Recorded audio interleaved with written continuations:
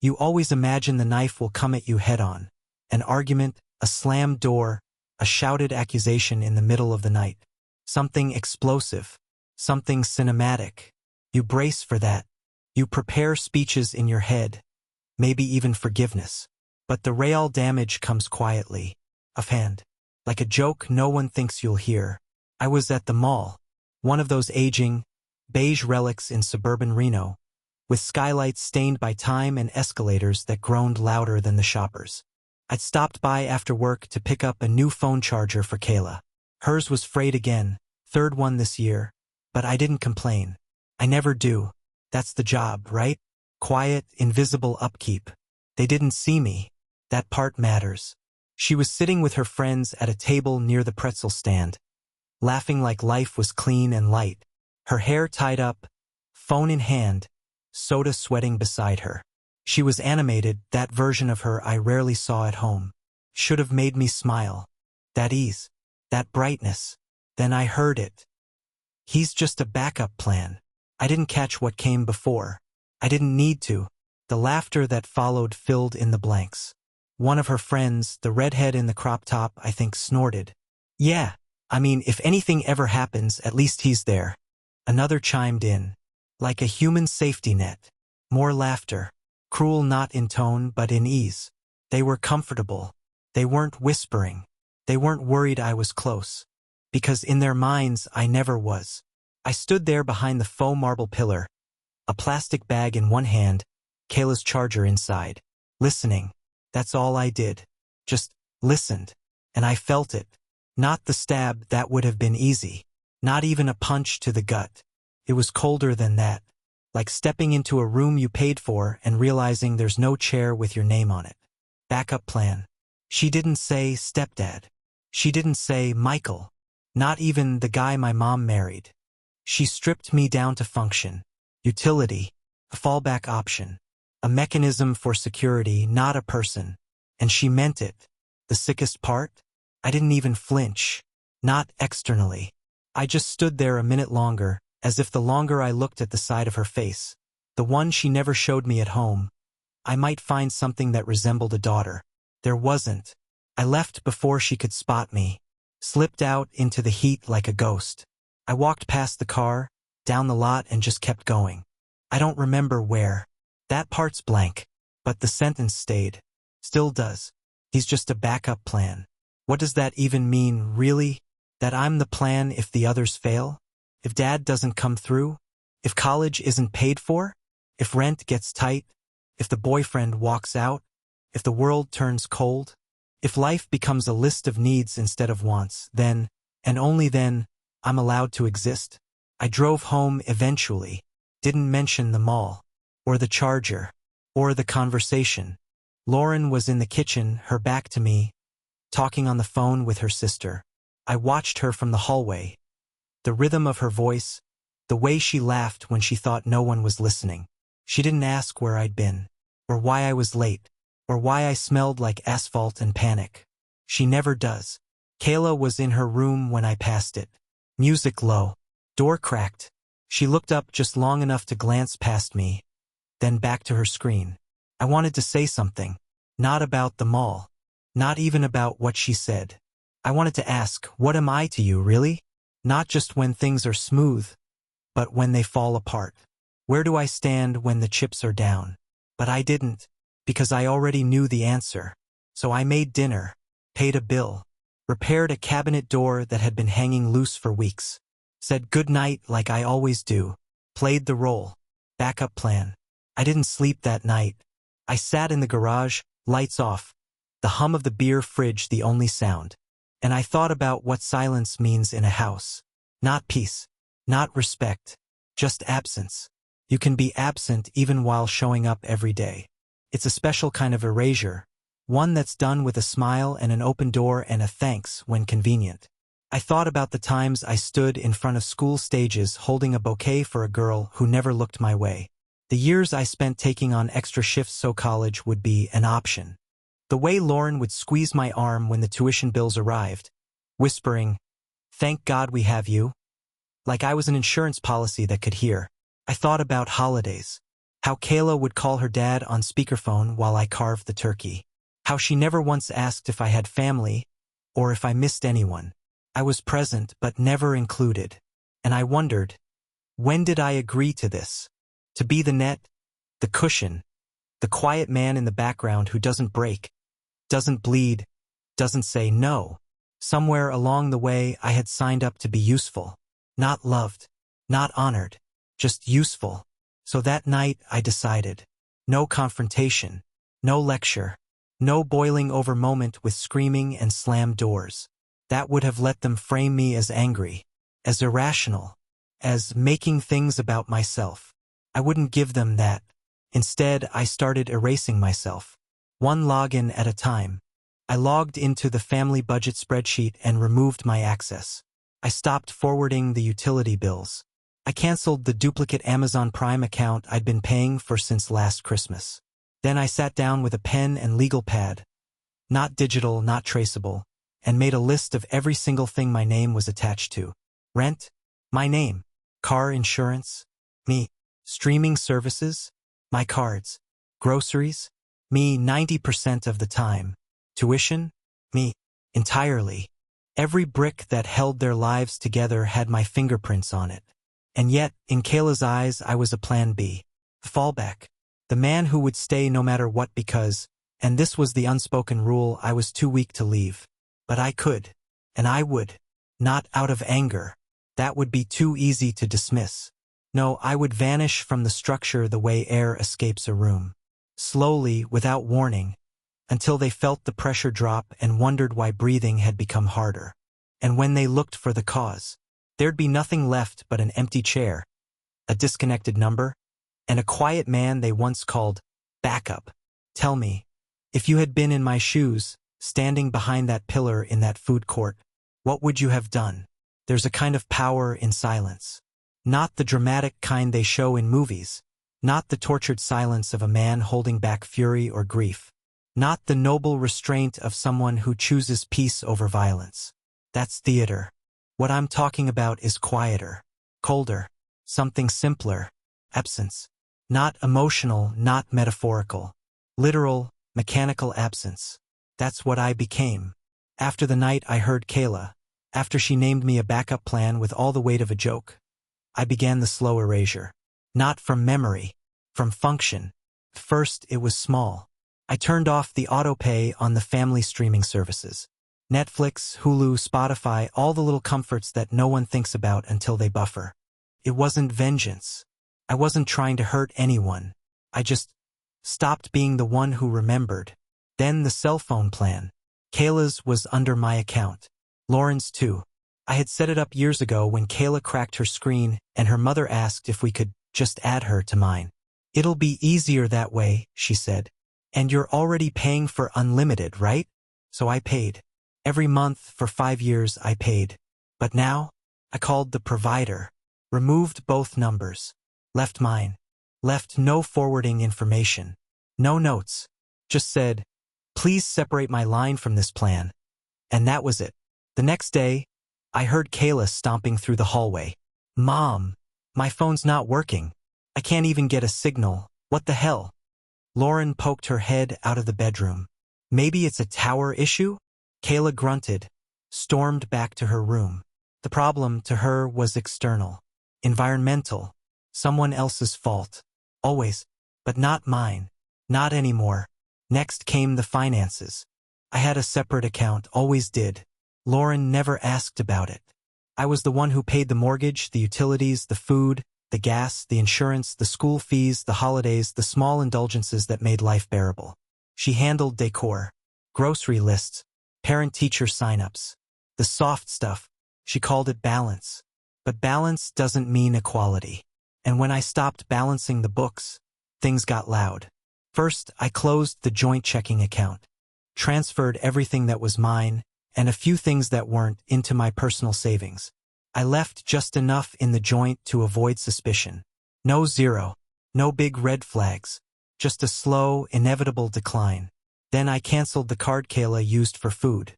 I had set it up when she started community college, told her it was for gas and lunch. She used it for everything but Uber Eats. Sephora. Random crap from TikTok ads.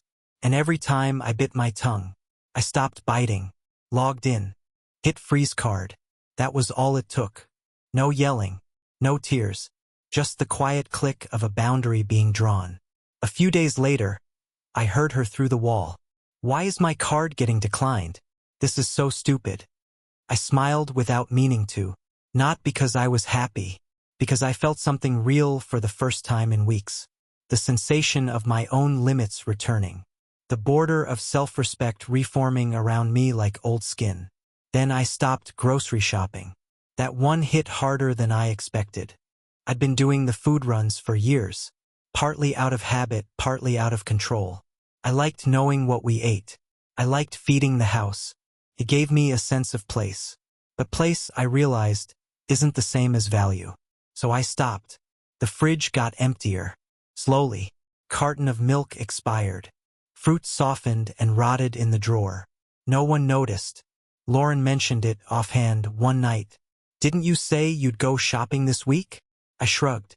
No, must have been someone else. She didn't ask again. She never asked why the utilities were suddenly past due, why the internet dropped at random hours, why the yard stopped being mowed, or why the faucet in the guest bathroom kept leaking. She never asked because deep down, she assumed I'd fix it eventually. That's what I was to her. Quiet fix. An invisible correction. Backup plan. In week 2, I stopped answering questions. Not just from Kayla, but from Lauren. The passive ones. The ones built like traps. Hey, did you move the checkbook? Weren't we supposed to call the plumber? Did you ever set up that new insurance policy? Each time, I replied the same way. Don't know.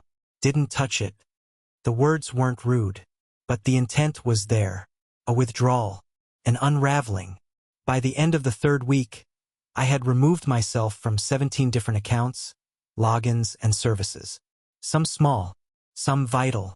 Every one of them had been under my name. All things that kept the house moving without friction. Gone. The best part? They didn't notice. Not at first. The system kept running. Not well, not smoothly, but just enough. Like an old engine with duct tape and prayer. Lauren still got her emails.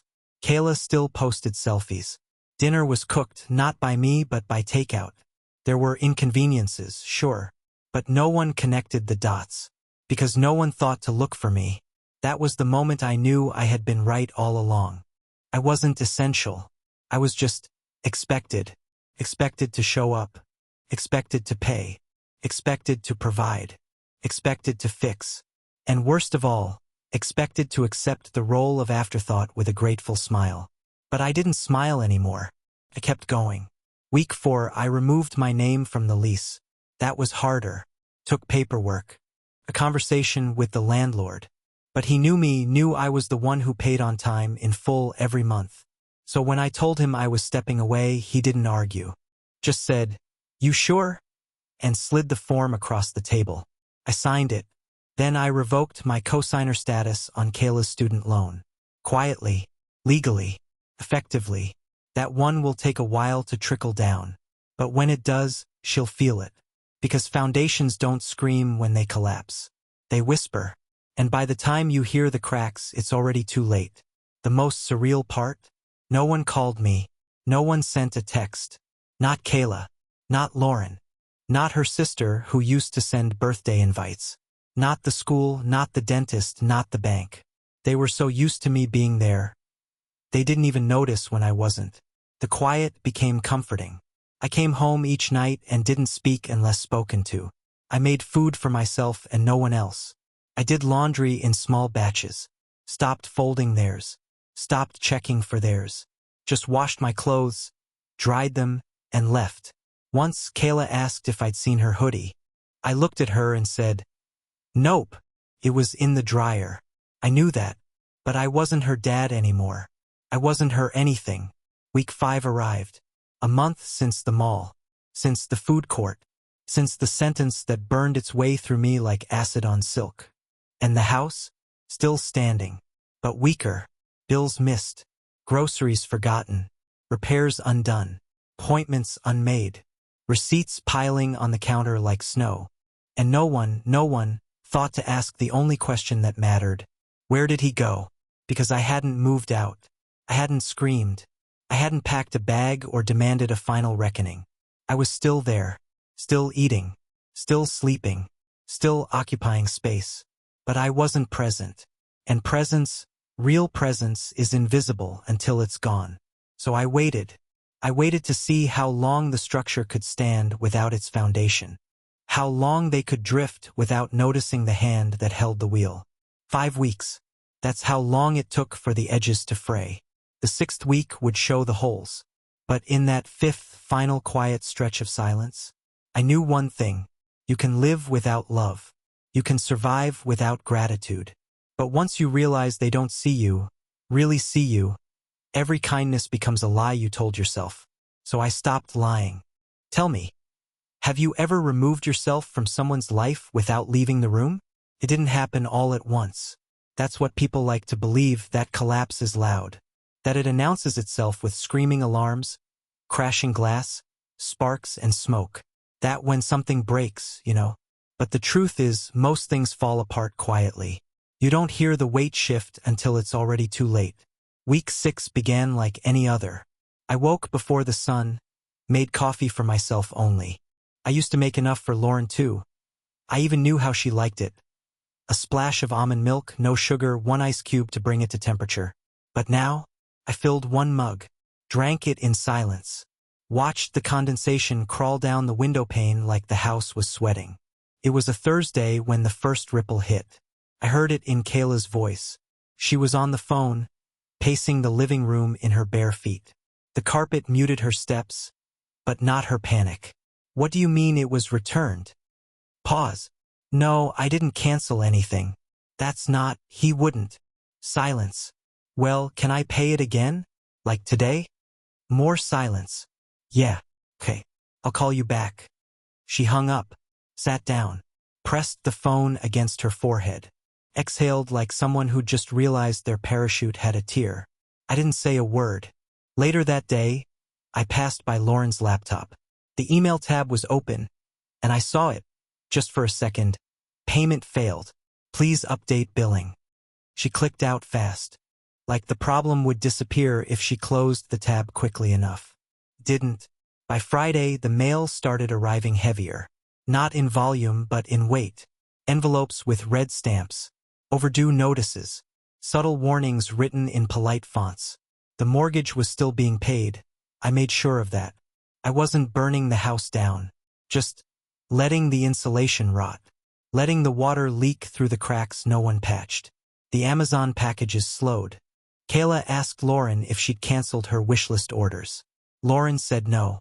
Then they both looked at me, not with suspicion but confusion, like 2 people trying to understand why the machine stopped humming. And I just blinked. Maybe it's the card. That weekend a contractor called. One I hadn't spoken to in months. Hi, I'm trying to confirm the tile install for the upstairs bathroom. We had a deposit scheduled, but it bounced, and I'm not sure who's managing that project anymore. I almost laughed. Managing. I said, I'm not involved anymore. You'll need to call the homeowner. He hesitated. You're not. I'm not. I repeated. Try Lauren. Or Kayla. He said, got it. But he didn't sound like he did. Sunday night, it finally landed. We were sitting in the living room. The TV was on, but no one was watching. Kayla was on the floor scrolling. Lauren was on the couch, her laptop glowing against her knees. I was across from them, quiet, flipping through a magazine I didn't care about. And then Lauren said it. Why is everything falling apart? Just like that. No preamble. No context. She didn't ask anyone in particular. She just said it to the air, like a child asking why the sky is blue. Her tone was more confused than angry. She didn't understand what had shifted, only that it had. I turned the page of the magazine. Kayla didn't look up. What do you mean? I mean the bills, Lauren said. The service cancellations. The delayed shipments. I checked the bank account this morning and half the autopays are just gone. Things are bouncing. We're behind on garbage pickup. I tried to schedule the oil change and apparently our usual shop marked our file as inactive. She didn't raise her voice. That's how I knew she hadn't connected it yet. She was still assuming it was a glitch. Still assuming I'd fix it. Kayla shrugged. Maybe it's identity theft? Lauren frowned. No, this isn't fraud. It's like things were disconnected. Disconnected. I turned another page. Weird. That was all I said. That night, she tried to log into the electric bill portal. The password didn't work. Neither did the backup. I had changed them all. Monday came. Lauren called me at work. Something she hadn't done in weeks. Hey, she said. We got another notice. Health insurance. They said they tried to withdraw the premium, but the account is closed. I didn't lie. That's correct. Silence on the line. What do you mean? I removed my name from that policy. Transferred it to yours. She inhaled short, sharp. When? A month ago. Another pause. Why would you do that? I didn't answer. Not directly. Just said, I figured you'd prefer control. She didn't speak after that. Just hung up. That evening, the real unraveling began. I walked into the house.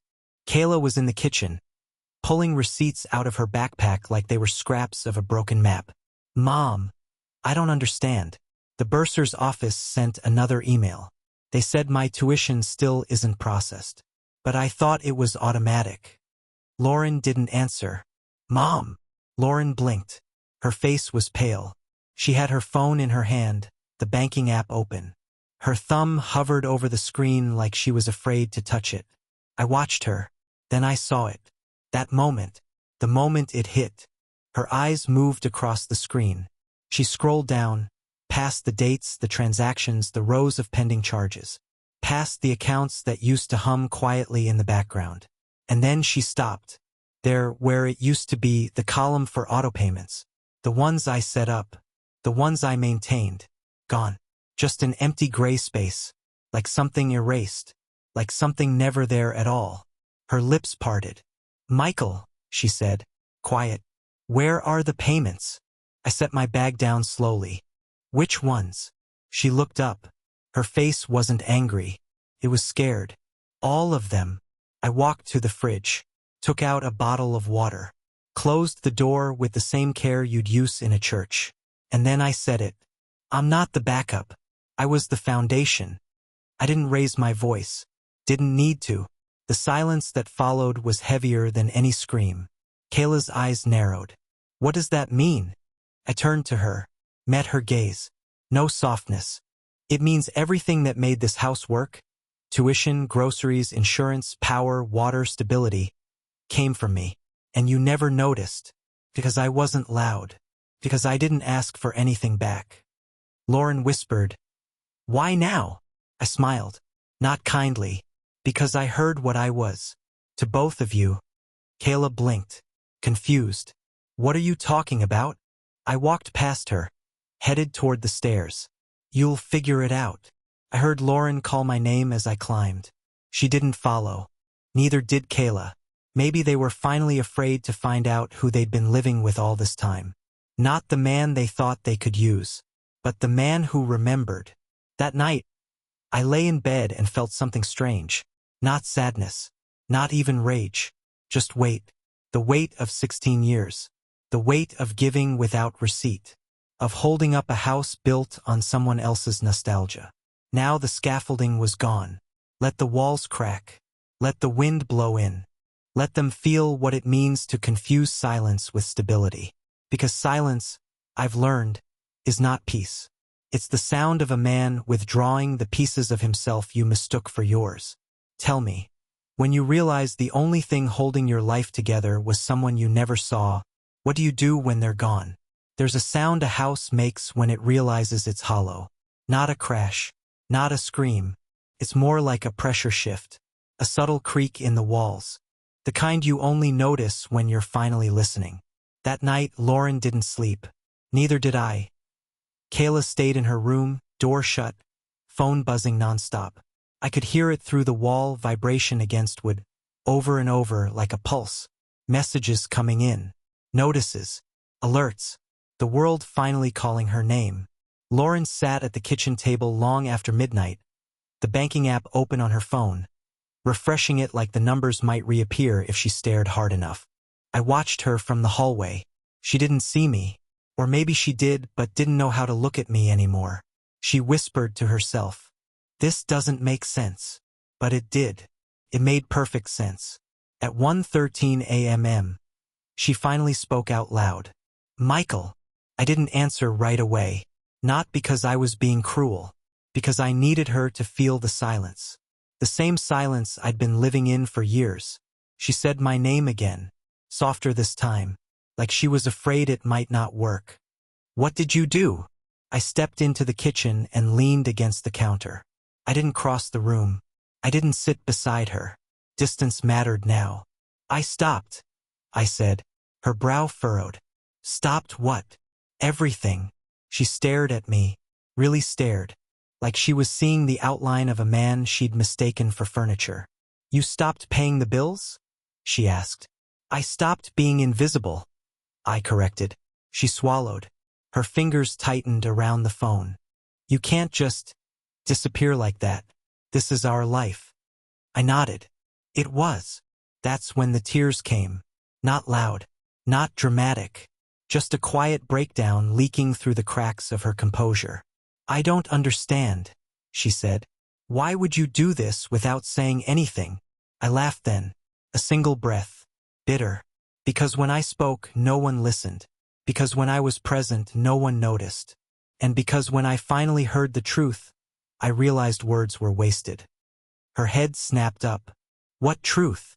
I looked past her, out the dark window, at the reflection of our kitchen light floating in the glass like a ghost. "I heard Kayla," I said, "at the mall, with her friends." Her face tightened. "Heard her say what?" I turned back to her, met her eyes, held them. "That I'm a backup plan." The words landed heavy, final. Lauren's mouth opened, then closed. She looked down at her phone, then back up at me. "She didn't mean that." "She did," I said. "And you know she did."